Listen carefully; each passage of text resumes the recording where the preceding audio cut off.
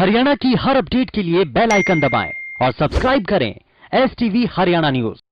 नमस्कार, हरियाणा न्यूज देख रहे हैं आप और मैं हूं आपके साथ सोनिया सतानेता। रुक कर लेते हैं फटाफट हरियाणा की ओर। हिसार के सिरसा जिले के गांव चौचाला में महाग्राम योजना को इस ढंग से लागू किया जाएगा कि ये गांव एक मॉडल के तौर पर पूरे प्रदेश में स्थापित हो। यही नहीं, इस गांव में महाग्राम योजना के सभी कार्य निर्धारित अवधि में पूरे किए जाने के लिए उप मुख्यमंत्री दुष्यंत चौटाला ने निर्देश दिए।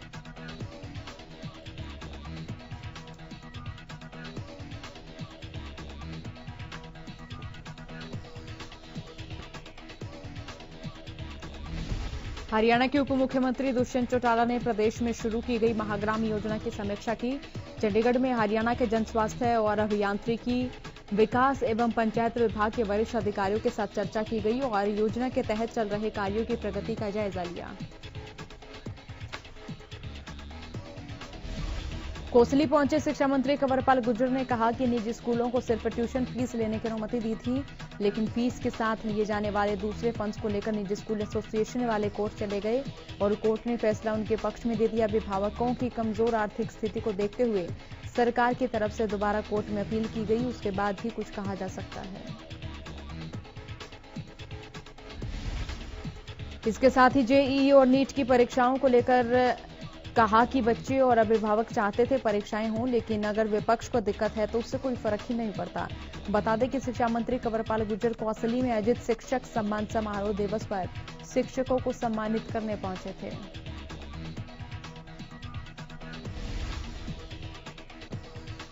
प्रदेश में सरकार और स्वास्थ्य विभाग की ओर से कोरोना वायरस की जांच के लिए एंटीबॉडी टेस्ट किए गए। इनमें से प्रदेश के हर जिले से कुछ गांव चुन लिए गए हैं और उन गांवों के चारों कोनों से 11-11 लोगों के सैंपल लिए गए हैं। एक गांव से 44 सैंपल लिए गए और जांच के लिए भेजे गए हैं।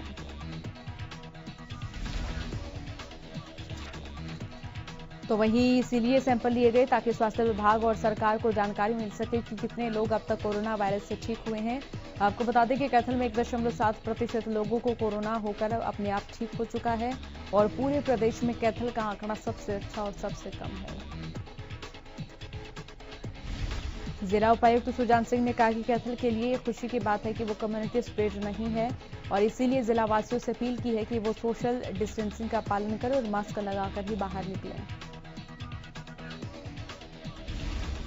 सांसद बृजेंद्र सिंह ने शुक्रवार को गुलाना स्थित किसान विश्राम गृह में जन समस्याएं सुनी। इस दौरान उन्होंने लोगों की समस्याओं के समाधान के लिए अधिकारियों को निर्देश दिए। सांसद बृजेंद्र सिंह ने कहा कि आमजन की हर समस्या का प्राथमिकता से समाधान किया जाएगा और उन्होंने लोगों से सोशल डिस्टेंसिंग रखने और मास्क लगाने और बार बार हाथ धोने की अपील की। सांसद बृजेंद्र सिंह ने कहा कि सरकार ने जन सेवा करते हुए पहले कार्यकाल के 5 वर्ष सफलतापूर्वक पूरे किए और उसी तरह दूसरा कार्यकाल भी सफलतापूर्वक पूरा होगा। साथ ही कहा कि प्रदेश सरकार ने नौकरियों के बाद अब जमीन की रजिस्ट्री और तबादलों की प्रक्रिया को पारदर्शिता से किया है। हमारा प्रदेश विकास के नए कीर्तिमान स्थापित करते हुए धीरे धीरे देश के अन्य राज्यों से आगे निकल रहा है। तो वहीं लोहारू में इनेलो नेता राजस सिंह के पिता शुभराम गागड़बाज के निधन पर इनेलो के प्रधान महासचिव एवं विधायक अभय चौटाला उनके आवास स्थान पर पहुंचे। शोक प्रकट करने के बाद पत्रकारों से मुखातिब हुए और बीजेपी पर जमकर बरसे।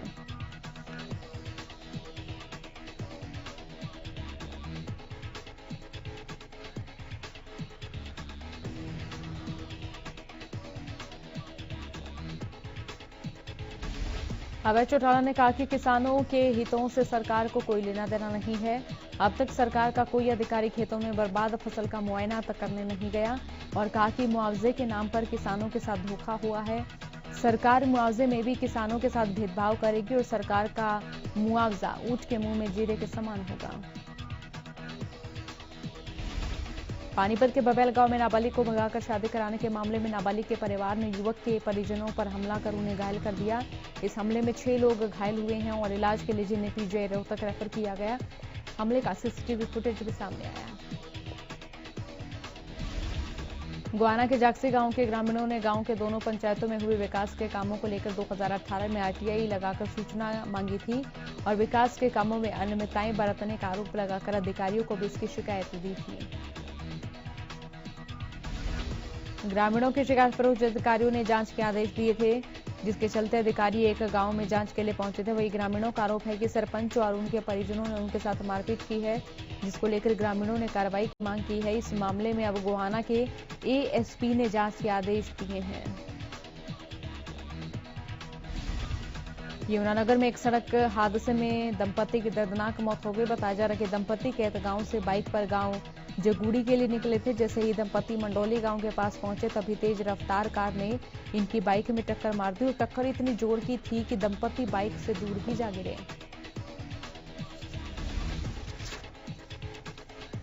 और हादसे में बाइक के परखच्चे उड़ गए। दंपति की मौके पर ही मौत हो गई। कार कुछ दूरी पर खेतों में जा गिरी, जबकि कार चालक मौके से फरार हो गया। सूचना मिलने के बाद पुलिस मौके पर पहुंची, शवों को कब्जे में लिया और आरोपियों की तलाश शुरू कर दी है।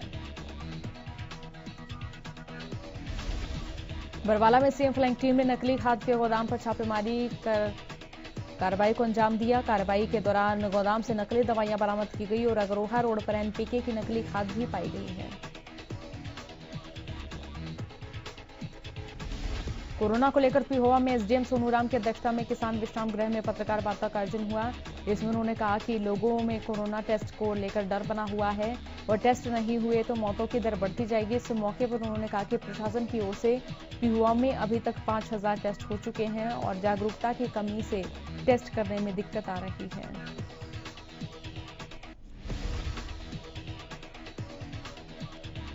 सिरसा के लघु सचिवालय में नरमे कपास की खराब हुई फसल के मुआवजे की मांग को लेकर किसानों की महापंचायत हुई। सैकड़ों किसानों ने इसमें हिस्सा लिया और सरकार के खिलाफ जमकर नारेबाजी की।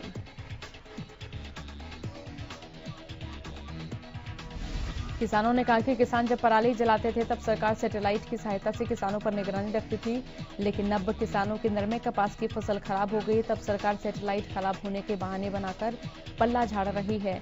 किसानों ने सरकार को चेतावनी देते हुए कहा कि अगर किसानों की मांग जल्द पूरी नहीं हुई तो आने वाले दिनों में किसान सरकार के खिलाफ आर पार की लड़ाई लड़ने को मजबूर हो जाएंगे। इंद्री की नई अनाज मंडी के किसान भवन में भारतीय किसान यूनियन की बैठक हुई।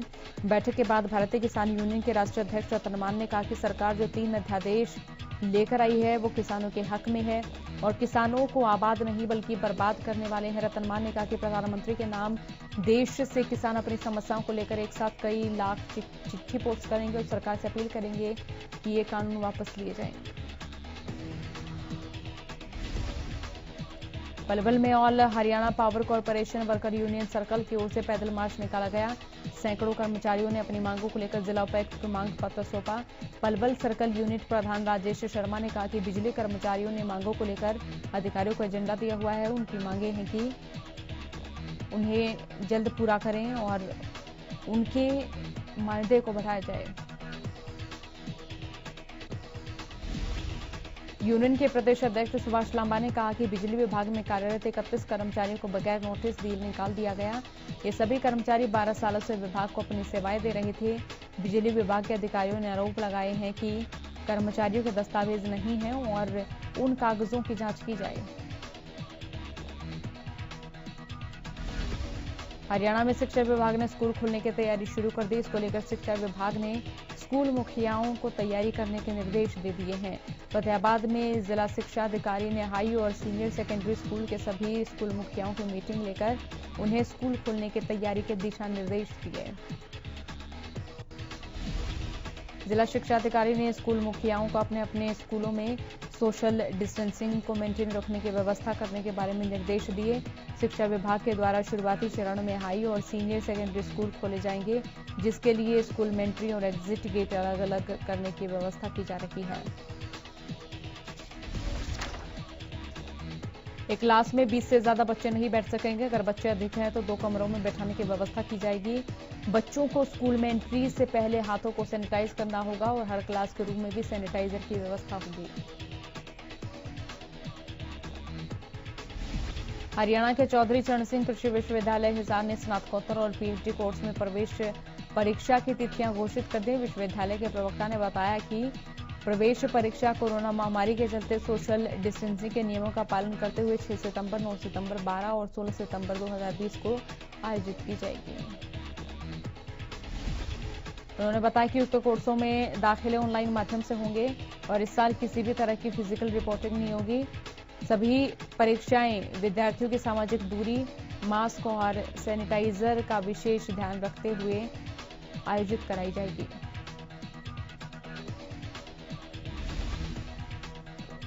पंडित भगवदयाल शर्मा विश्वविद्यालय से संबंधित कई कॉलेजों के विद्यार्थियों ने यमुनानगर में जिला सचिवालय के सामने धरना प्रदर्शन किया। फार्मेसी से संबंधित इन विद्यार्थियों का कहना है कि यूजीसी ने गाइडलाइन जारी की थी कि छठे सेमेस्टर के एग्जाम नहीं होंगे, लेकिन उन्होंने अब डेटशीट जारी कर दी है।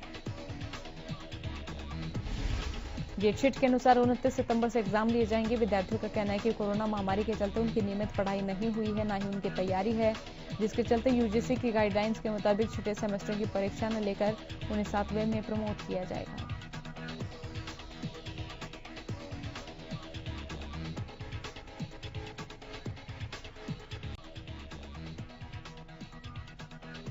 फरीदाबाद के मॉडर्न बीपी पब्लिक स्कूल के छात्रों ने सोशल डिस्टेंसिंग बनाए रखने के लिए एक ऐसा इलेक्ट्रॉनिक कार्ड इजाद किया है जो कि सामाजिक दूरी बनाए रखने में सक्षम है। ये कार्ड दो लोगों के बीच 1 मीटर से कम दूरी होने पर अलर्ट कर देता है। इसमें सोशल डिस्टेंसिंग बनाए रखने के लिए अलार्म चालू हो जाता है। इस डिवाइस को आरोग्य सेतु ऐप से लिंक किया गया, तो वहीं पुलिस कमिश्नर ओपी सिंह ने बच्चों की डिवाइस बनाने की इस पहल को प्रोत्साहित किया। डिवाइस को बनाने में प्रिंसिपल जितेंद्र परमार और टीचर नवीन जोशी ने बच्चों का मार्गदर्शन किया। पानीपत बिजली बोर्ड के हालात बद से बदतर हैं। बिजली बोर्ड आज एक पैसे के लिए जूझ रहा है। बिजली बोर्ड के इस हालात के लिए कहीं न कहीं सरकारी विभाग भी जिम्मेदार है। ऐसा इसीलिए क्योंकि करीब 2.5 करोड़ रुपए जन स्वास्थ्य विभाग पर बिजली बोर्ड का कर्ज बाकी है। तो वहीं बात करें पानीपत नगर निगम की, तो वहां पर भी बिजली बोर्ड का करोड़ों रुपए का लेन देन बाकी है। इस बारे में शहरी एक्सीएन का कहना है कि सबसे ज्यादा कर्ज बिजली बोर्ड का जन स्वास्थ्य विभाग पर है, जो कि कुछ टाइम पहले करीब 1.25 करोड़ की पेमेंट बिजली विभाग को कर चुका है, लेकिन अभी भी करीब 2.5 करोड़ रुपए जन स्वास्थ्य विभाग को बिजली बोर्ड का भुगतान करना है। तो वहीं नगर निगम को लेकर उन्होंने बताया कि हम जो नगर निगम का टैक्स काटते हैं वो हमें भुगतान करना होता है, और वहीं स्ट्रीट लाइट का बिल हमें उनसे लेना होता है, जिसके चलते इन दोनों ही विभागों का आपस में लेन देन बाकी। जो फिलहाल आंकड़े साफ नहीं है कि नगर निगम ने कितने पैसे लेने हैं और कितने देने हैं।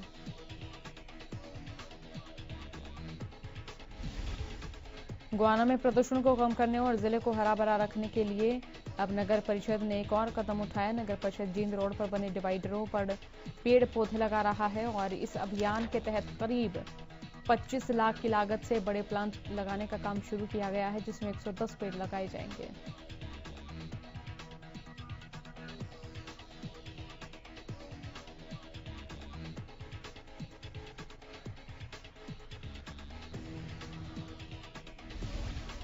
सोनाकी पहाड़ कॉलोनी में रहने वाले लोगों को इस समय कोरोना महामारी से ज्यादा पानी का डर सता रहा है।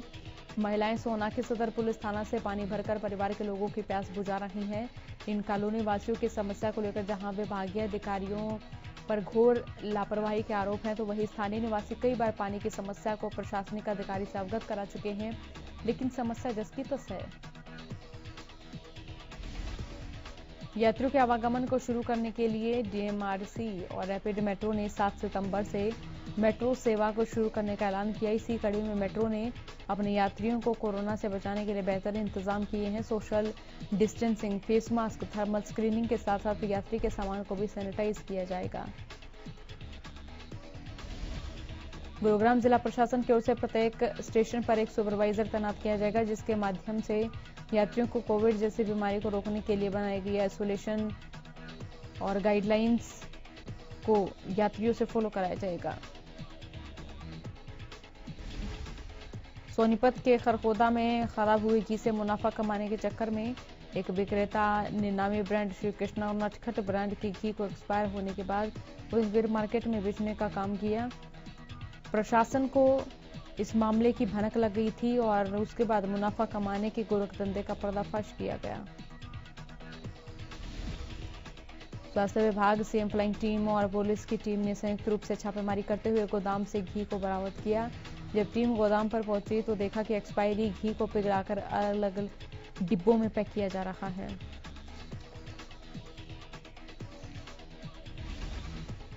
सीएम फ्लाइंग टीम के अधिकारी अजीत सिंह का कहना है कि आरोपी को गिरफ्तार कर उससे पूछताछ की जा रही है और पुलिस इस बात का पता लगाने में जुटी हुई है कि आरोपी अब तक एक्सपायरी डेट का ही कहां सप्लाई भी कर चुका है।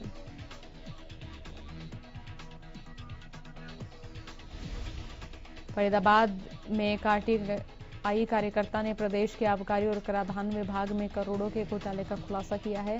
शिकायतकर्ता के अनुसार ये घोटाले कांग्रेस के शासन के दौरान हुए। शिकायतकर्ता का कहना है कि उन्होंने इसको लेकर उपायुक्त और सरकार को पत्र लिखा।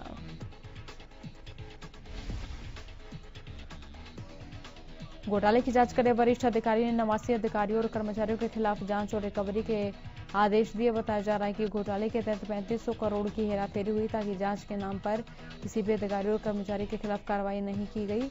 अधिकारियों और कर्मचारियों ने जीएसटी, वेट और फर्जी सी फॉर्म के नाम पर घोटाले किए। हांसी जिला पुलिस ने लाल सड़क स्थित एक बीएसपी नेता के आवास पर छापेमारी कर कार्रवाई की। पुलिस को ऑनलाइन ठगी की सूचना मिली थी, जिसके बाद पुलिस ने कार्रवाई को अंजाम दिया। फिर कार्रवाई में पुलिस ने 5 युवकों को हिरासत में लिया। युवकों के पास से लैपटॉप और मोबाइल बरामद किए गए। पुलिस की जांच में खुलासा हुआ कि पकड़े गए सभी युवक यूट्यूबर्स हैं और यूट्यूब पर वीडियो डालकर चैनल चलाते हैं। साइबर सेल और पुलिस टीम को कई घंटे की जांच के बाद भी युवाओं के खिलाफ ऑनलाइन फ्रॉड का सबूत नहीं मिला, जिसके बाद पुलिस ने सभी युवकों के परिजनों को बुलाकर उन्हें छोड़ दिया। राष्ट्रपति की ओर से गुरु द्रोणाचार्य अवार्ड से सम्मानित किए जाने के बाद भारतीय टीम के पूर्व कबड्डी कोच कृष्ण हुड्डा करनाल पहुंचे। कृष्ण हुड्डा फिलहाल हरियाणा पुलिस में एसपी के पद पर तैनात हैं और हरियाणा पुलिस की कबड्डी टीम को गुर सिखाते रहते हैं। भारतीय टीम के पूर्व कबड्डी कोच कृष्ण हुड्डा पुलिस की कबड्डी टीम को भी बुलंदियों पर लेकर जा चुके हैं। इसी काबिलियत के लिए राष्ट्रपति की ओर से उन्हें ऑनलाइन कार्यक्रम के माध्यम से गुरु द्रोणाचार्य अवार्ड से सम्मानित किया गया। टोहाना के नांगली गांव में एक युवक ने अपने पिता और बड़े भाई पर बहन को जहर देकर मारने का आरोप लगाया है। पुलिस ने शिकायत पर कार्रवाई करते हुए मामला दर्ज कर लिया है। पूरे मामले को लेकर डीएसपी बिरम सिंह का कहना है कि पुलिस को शिकायत में बताया गया कि लड़की को उसके भाई ने पिता ने जहर देकर मार दिया। पिता और मां में उनकी अनबन रहती थी, जिसके चलते अब उसकी मां अपनी बेटी के साथ मायके चली गई थी, लेकिन उसका पिता बहन को वापस ले आया और घटना को अंजाम दे दिया।